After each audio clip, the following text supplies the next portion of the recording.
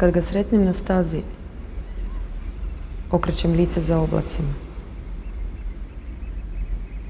A 3 dana kraj ograde sam čekala da on prođe. I šipak je procvjetao od onda. Nabujalo je more.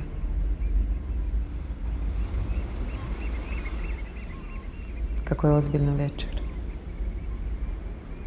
A njegove se oči sklapaju u zvijezdama. On je tako lijep na crnom nebu. Svjetlucav kao školjka. Ali već sada mene mori strah zbog onog što će doći. Jer vjetar se diže s rta maslinova. A ovo pusto, golo srce dršće i sluša.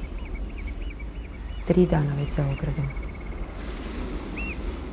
Teška od mladosti. Čekam tvoj korak u tamnim maslinama.